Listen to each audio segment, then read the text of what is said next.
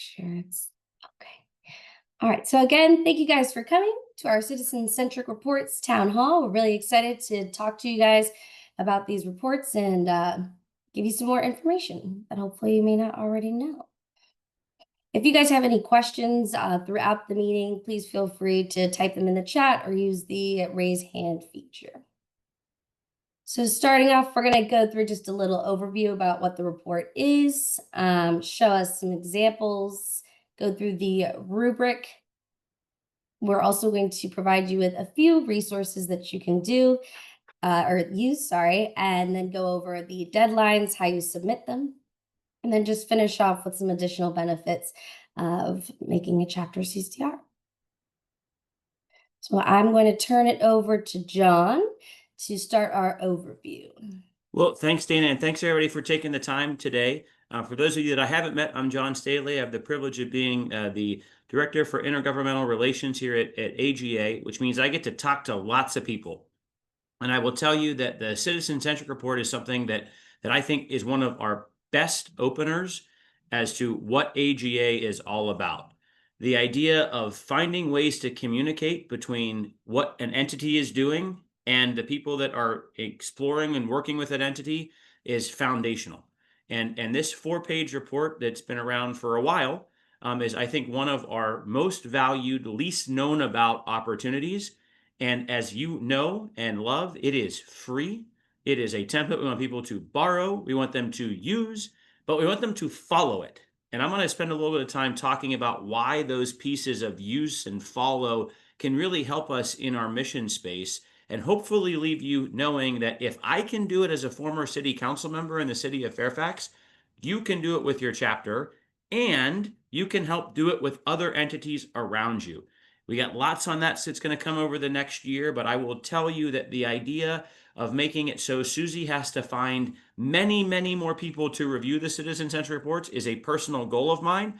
And for those of you who have met me, you know how seriously I take those personal goals. So that is what we're trying to drive to.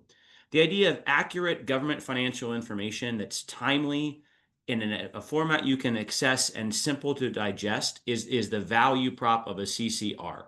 So hopefully you've seen these words before, and the idea is really about trust in government that we're building forward.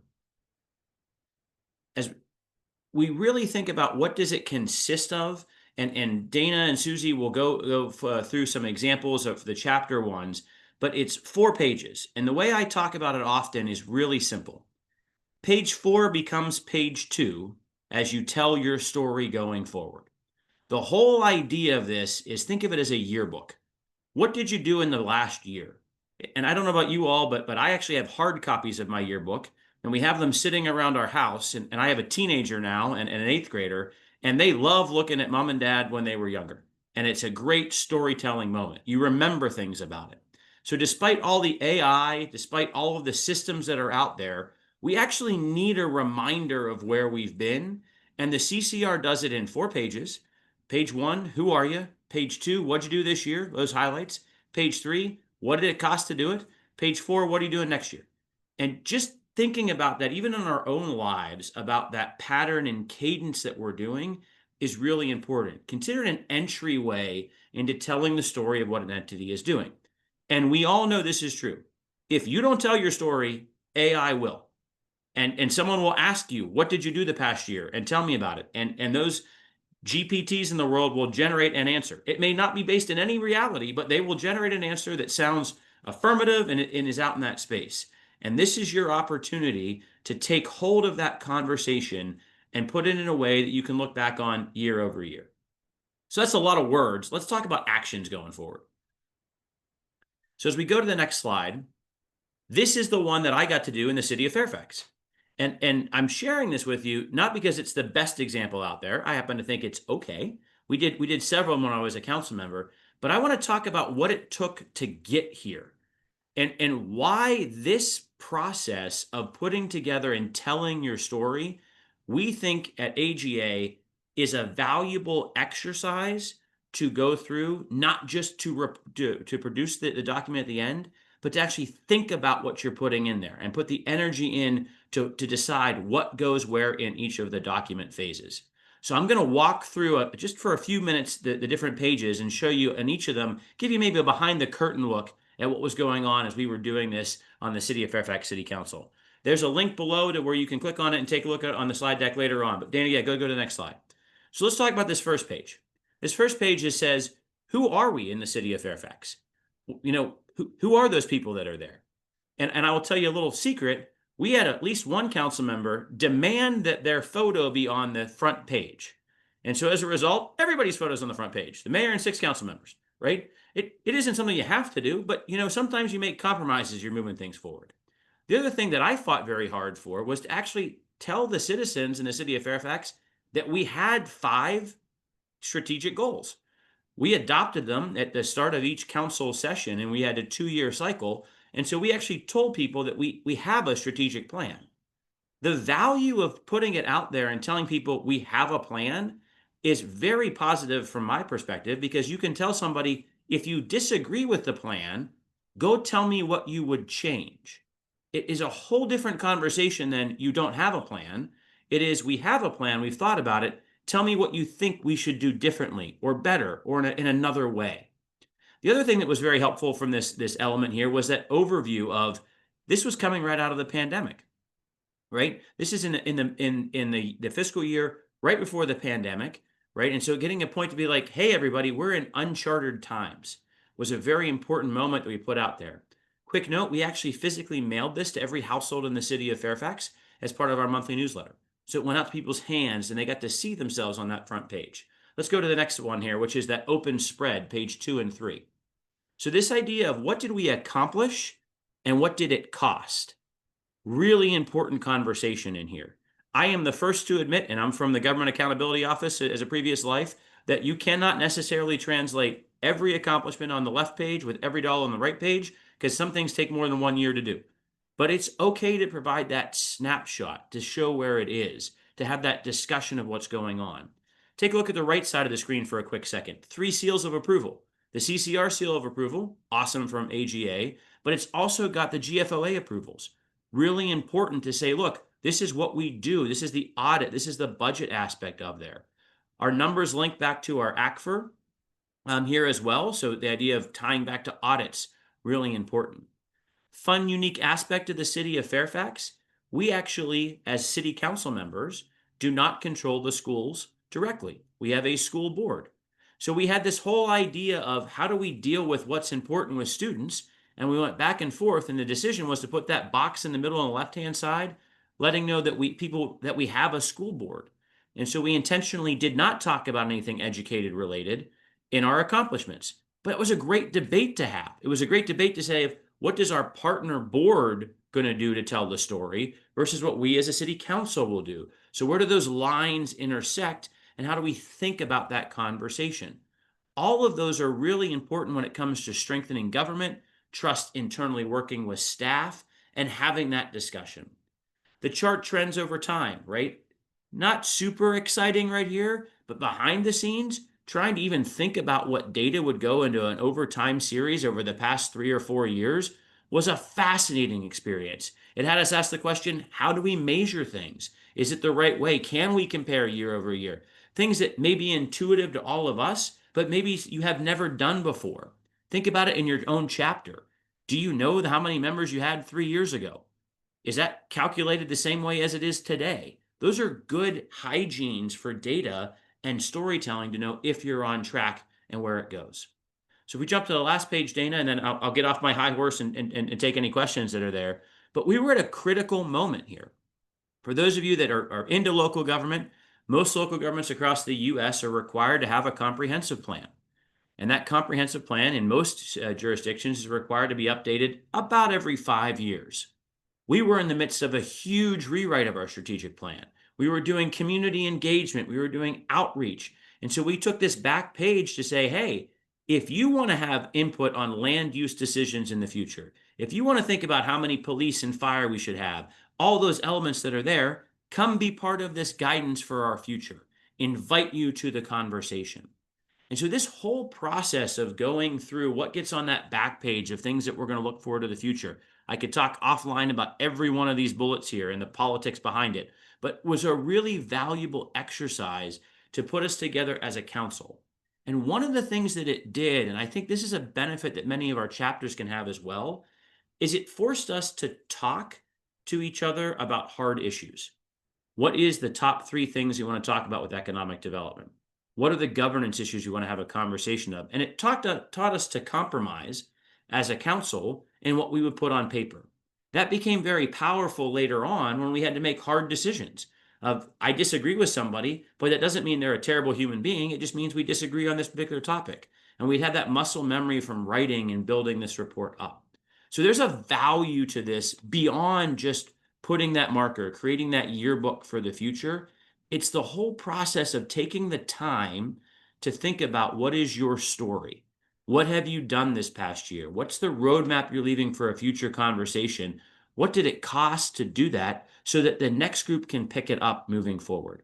So we wanted to start this webinar off with just sort of a real life example of this is something that means something in the world. There's an opportunity to have this story, to tell it and drive it forward.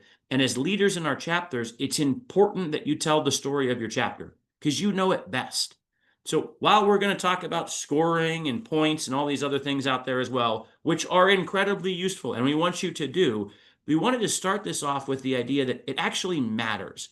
And personally speaking, I think taking a breath and reminding yourself of what you did this past year is good for a lot of reasons right now. And your chapter doing it collectively to say, what have we done? We are doing things. We have things to look forward to the future. We're having a conversation. And then here's where I get really excited about AI. If all of our chapters do this, we can ask AI to compare what chapters are doing. And we can start to storytell with each other on real data, on information we've taken time to share together, and we could rapidly see what's working across chapters. What good ideas might you think about incorporating back and forth? So you're writing it not just for today, you're writing for that as your love letter to the future. So Dana, I'm happy to take any questions there. Happy to talk more about it. As you can probably tell, I think this is an important topic, so I'm happy to support in any way I can. Thank you, John. I will give some wait time here just to see if anyone has any questions for John. All right. Well, Dana, before I hand it over to you completely, if you know of any elected official, city manager, county manager, state representative, head of Parks and Rec Department, who you think hearing about the value of a CCR might get them interested, let me know. I will talk to anybody about this anytime, anywhere. We want more people to do it. We have support systems to make it happen. And if we do our job right, you're going to see hundreds of these in the future. And it all starts with you and your connections. So if we can help in any way in the partner world, let us know, get in touch with us, and we are there to support going forward. With that, Dana, floor is yours. Thank you, John, very much for sharing that. We really love that personal example that you shared with us there. So now we are going to just move on and show some examples or start off with an example of the Hawaii chapters, CCR. I'm going to turn the mic over to Susie. Hi, everyone. My name is Susie Ravello, and I work here at the AGA National Office as the registration, meetings and membership coordinator. I recognize some of your names, so it's good to see you online. So we'll go over just the Hawaii chapter as an example, just briefly, as I'll go more in depth in the next few slides. Okay. I'll just do it all at once. So you can see here, page 1 was an example of the report to the members, just a brief demographics, and then page 2, their community service and social events that they hosted that fiscal year. The finances in page 3, how they're doing financially with the review revenues and expenses. And then page 4, as John said, it is, I guess, a footprint of what page 2 is going to be for the next the following year. You can see they used a lot of graphics, a lot of variety. And one thing I do like to point out to chapters is that we do offer, the colors for AGA, but you don't have to stick to those colors. You can always use, if you have your chapter has certain colors they want to use, then you can more than welcome to use those.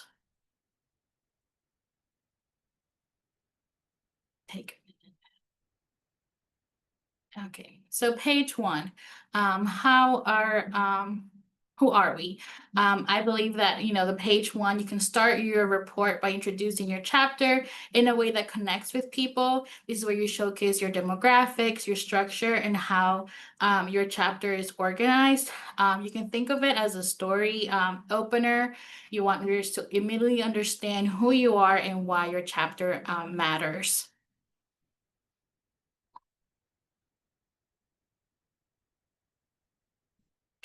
You can use your mission and vision statements as your anchor. They remind everyone why your chapter exists and what you're working towards.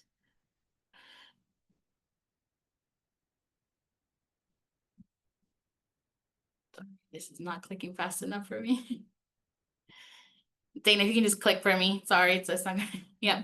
And this is an area you can also include services and other activities that you want to highlight. Just like the key, you don't have to go in depth in this page. You can do that in the next ones, in the page 2.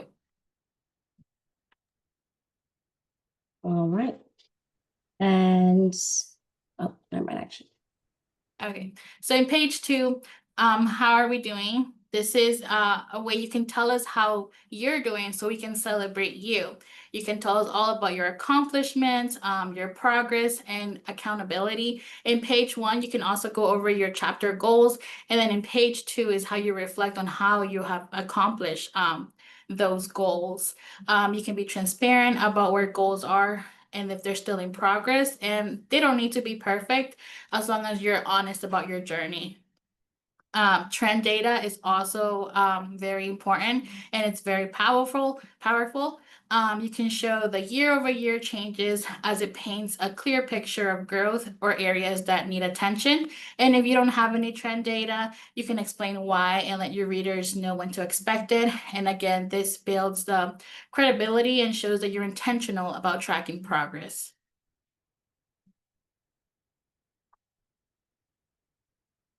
Okay, page 3.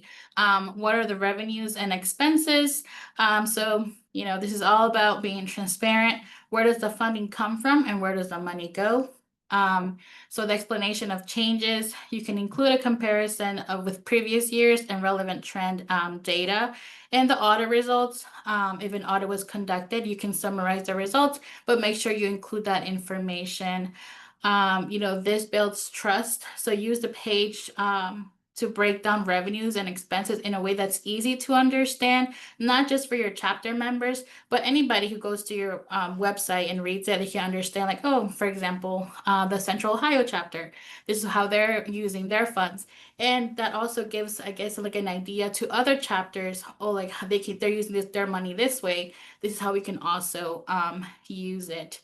If there are any big shifts in revenues or expenses, you can also explain the reasons behind them. I think context helps people understand the why behind the numbers.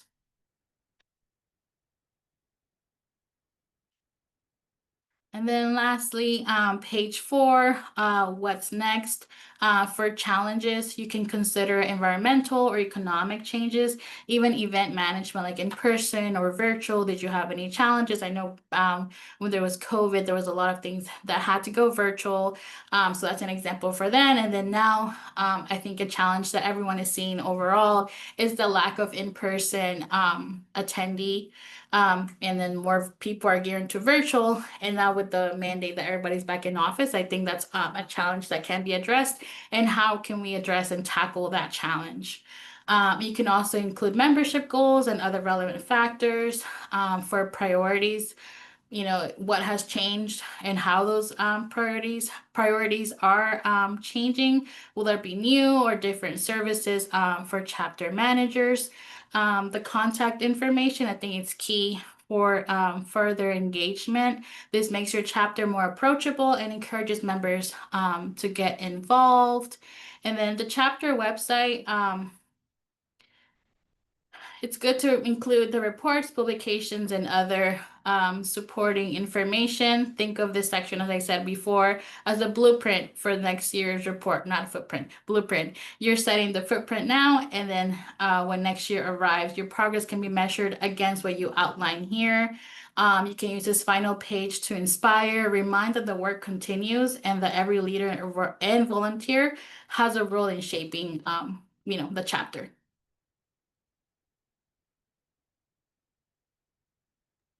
And then All I right. can take some questions if there are any, Dana, or. Let me go back just to see. Let's see.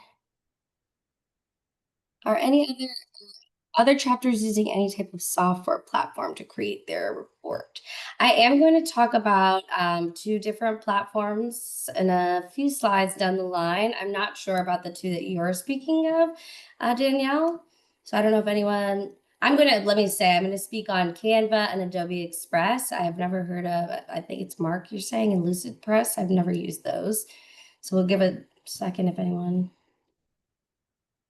Maybe we'll wait till we get further down. Dana, I'm sorry. It's a platform that AGA used to use, and they used to allow the chapters to use it. So we used to use it to do like our newsletters. Okay, but thank you for that information, though. You're totally welcome. I see some other ideas in the chat. We can discuss those more when we get to the design pages. I would suggest, as somebody who used Marks and Lucid Press, they were great to use, but we have switched to Canva and it's much easier to use Canva. Mark and Lucid Press, like if you tried copying and pasting anything in, it would either lose your formatting completely or it would put in like boxes and things like that. Things were locked, so if you wanted to like make a picture smaller or bigger or move it, you couldn't. So if you're still using it, I would give one of the other ones a try probably, but it does a good job. It's just more frustrating than the others. Thank you for sharing, Melody. I was actually, you're echoing exactly what I'm going to say later on. It's like you knew. All right, great. So I'm going to move on to what we might think is more of the boring part of the presentation, but just to echo before I get here, everything that John and Susie said, I think the chapter or the Citizen-Centric Report is especially important. It's a great way also to, offer visuals of your chapter, just share your successes. I think a lot of times we get caught up in, our day-to-day, and sometimes it's great to just take a step back, and really like reflect on all the things that you've done and give yourselves a pat on the back, right? Your chapter leaders and volunteers, you all play an important role in the success of your chapter, and why not show it in this way? So going through the scoring, I just wanted to be a little more specific about if you submit a CCR, how it is scored. So each page is divided into 4 subsections, and those subsections are each scored out of 5 points. So each page is worth 20 points maximum. So for the first page, again, it's asking how is the chapter organized? So we're looking for these 4 criteria on the first page and then judging them, 1 being needs some work, 5 being amazing job. Secondly, we have the chapter demographics. A lot of people like to use visuals for this, pie charts, etc. Feel free to be creative on that sense. We also have the chapter mission and vision statements, as well as a list of any services or activities. And again, as John said right earlier, it is just 1 page. So, I'm sure you're doing tons of activities and services and stuff. Just feel free to highlight like maybe major ones there, because you might not be able to fit anything, but that's okay. So we have our second page, the how are we doing? Again, key surface areas and performances over the past couple years. So really trying to show how the chapter is growing. Also being shown is progress towards strategic goals and deliverables, recent accomplishments for non-financial outcomes, and then trend information highlighting changes from those previous years.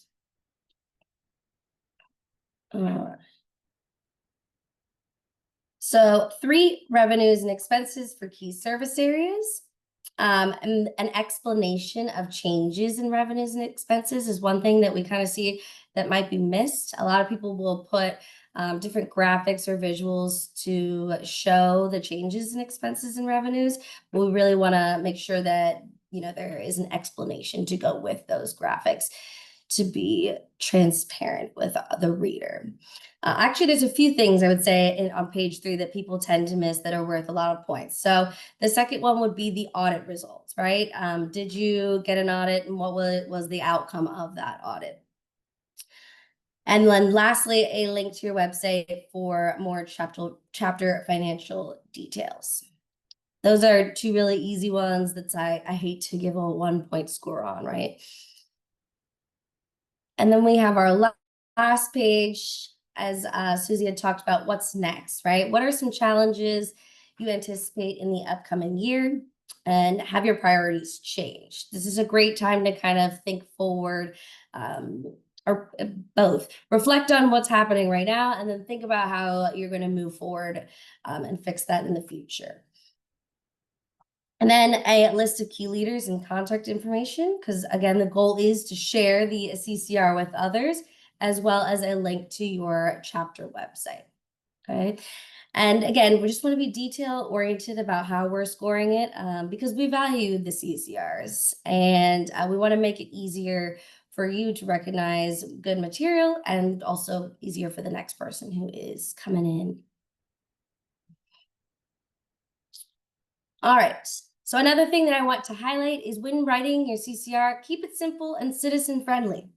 Avoid the use of technical accounting language. Everyone who is looking at your CCR may not be in accounting. And so we want to make sure that we keep the language simple here. So AGA will examine a CCR and make suggestions for improvements. If you receive a score of 0 through 63, you'll receive a recognition of completion. If you receive a score of 64 to 80, that is a recognition of excellence. So I just want to pause to see if there's any questions on the scoring. And I'll tell you how that's sent out and stuff. All right, keep it moving.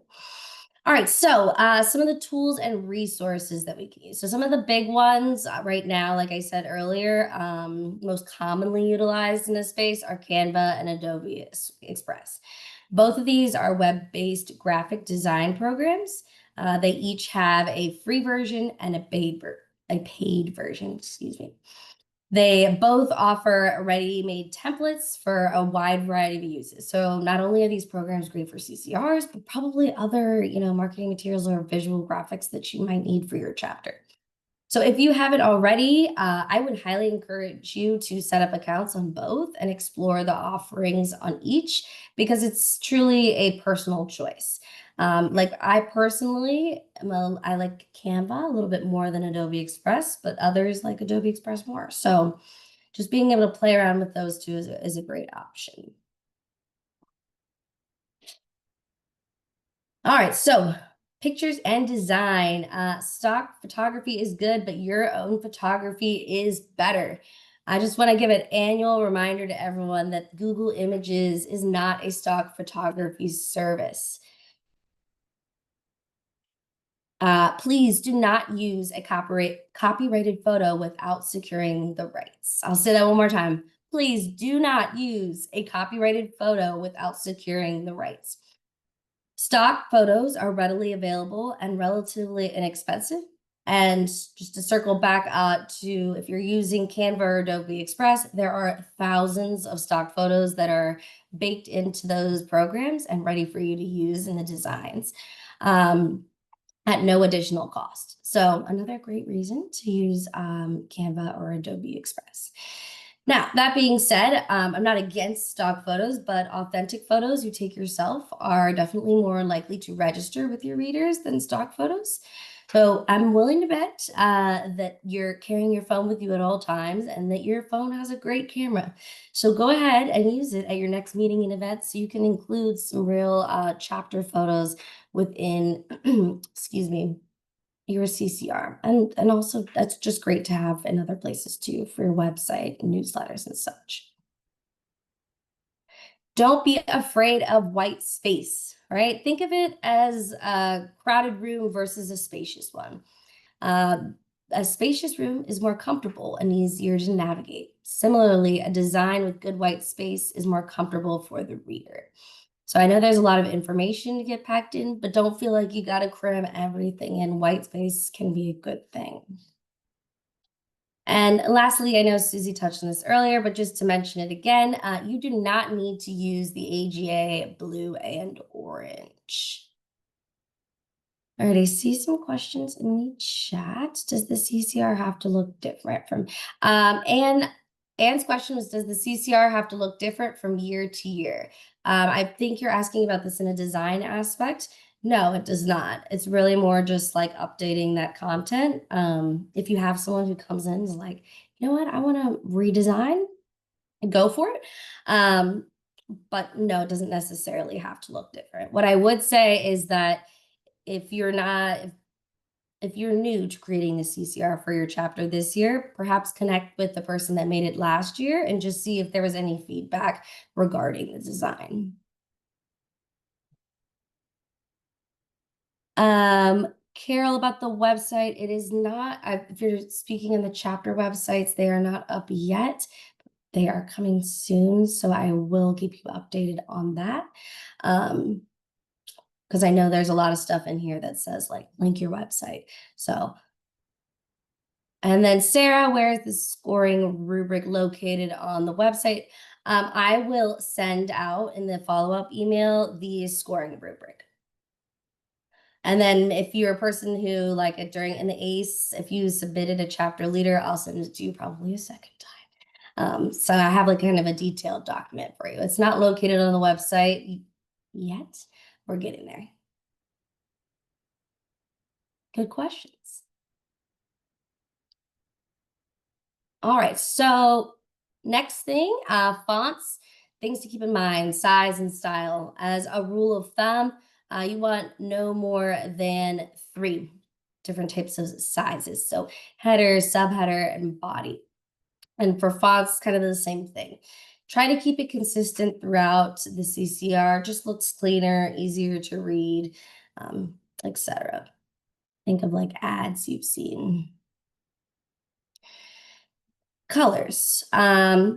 Perhaps design is not your forte. So we have provided a link to a customizable color palette generator in case you want to put some color pop into your CCR, which we do recommend.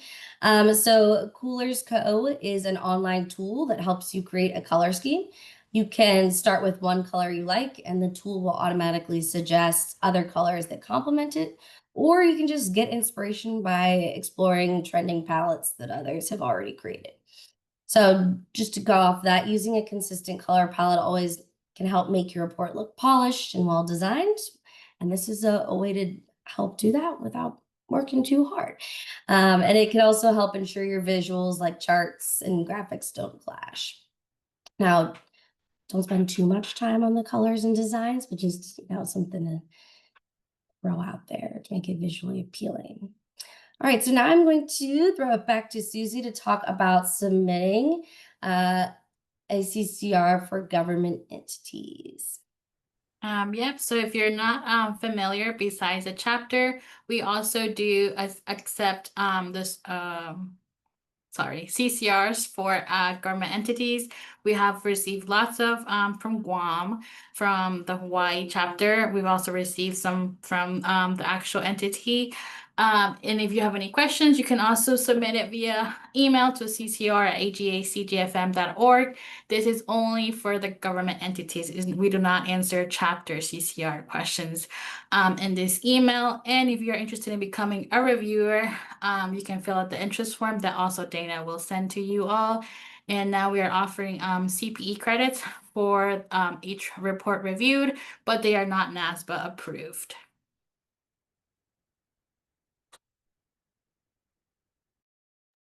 Sorry, I muted myself too fast. Thank you, Susie. All right, so for submitting chapter CCRs, there is a link here for the application. Excuse me. The deadline for that is November 15th. So I know some of you or someone, I think Carol asked about chapter websites. They should be up and running before that deadline.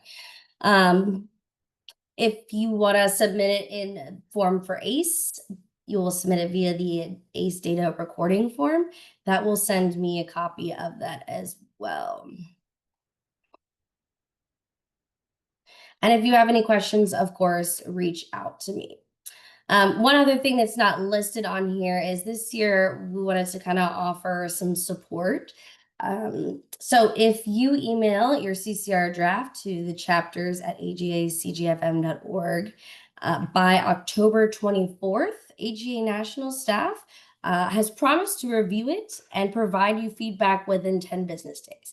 So what that does for you is it gives you an opportunity to make revisions before your final submission.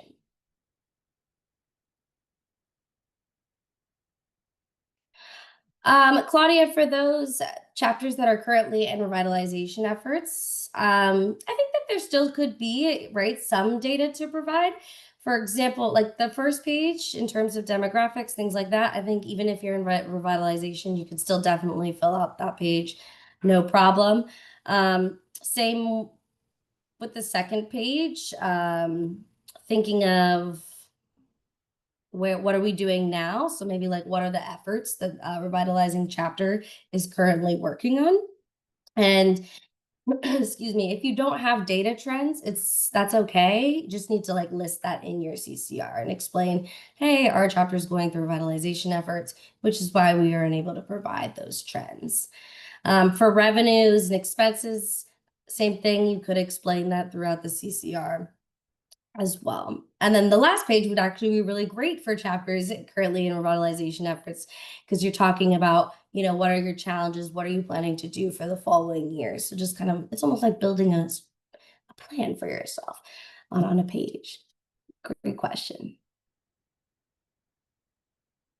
All right, so for the chapter CCR specifically, again, the deadline for that is November 15th. So what will happen is November through December, AGA Nationals team will review the chapter CCRs. Then in mid-December, hopefully maybe a little earlier, I will send out communication about the recognition that you earned. So again, there's the recognition of excellent or the recognition of completion. That communication will be sent to the person who submitted the CCR.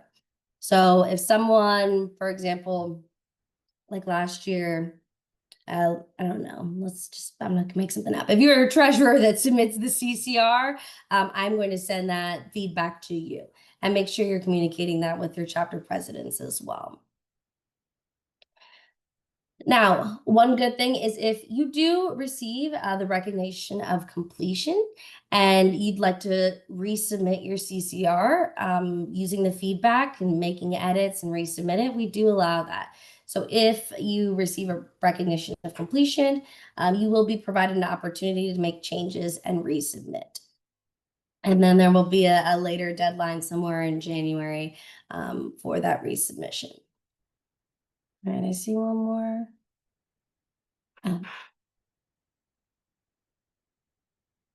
Any questions before I get to the end here?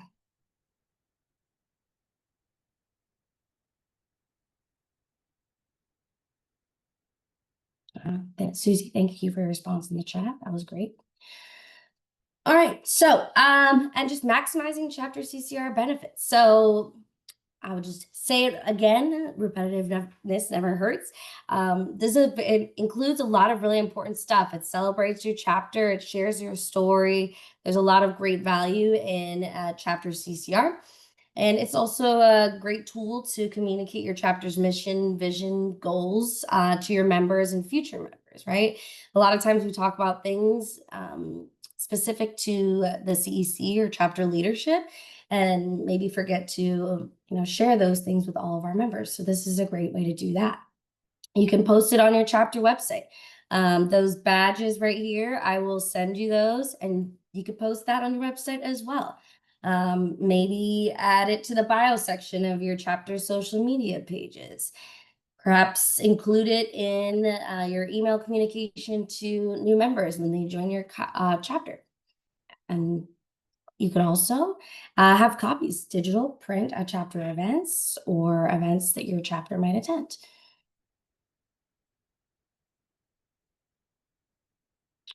All right, so just a last resource here. We do have a page on the new website with more information and resources for the AGA standards and guidance. And this will also show the example of AGA National's citizen-centric report as well.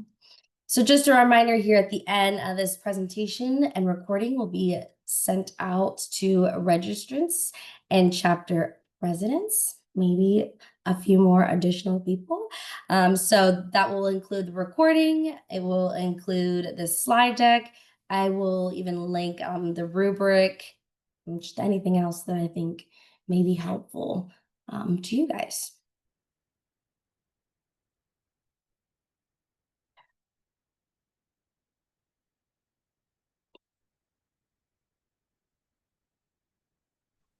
All right. Dana, maybe a quick note to the group as you're thinking about it. You know, the Sure. photo aspect is really a positive one. And for those of you that participated in ELGL City Hall Selfie Day, that's a great example of something you could reuse there, and also give a great shout out to ELGL. Now, why would I say such a thing? Well, because we know in social media land, people like to share things that they're talked about in. So maybe you've done something with a Beta Alpha Psi chapter or a local university.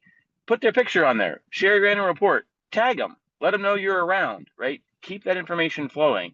So the deciding what you're going to put on here is something worth doing because you can get lots of mileage out of it in that whole sharing of what's going on and where you've been. So just be thinking about those elements as you're thinking of telling your story. Back to that yearbook idea. Thank you, John. That is a great recommendation. And just one more thing, in case you aren't seeing it in the chat, the recommendation from Susie, which she's right, we do see this a lot. If you are including links, which you should, make sure all of the links are accessible, clickable. They go to the place that they're supposed to go. Even think about adding a QR code or linking social media sites to icons. Sometimes we see a lot like, oh, here's a link to my chapter website and it's broken and doesn't work. So you just want to easy thing to just make sure that is working, especially because, again, you want to share this with as many people as you can. That is all that I have for now. I don't know, John, do you have anything else you want to add in, or we're good?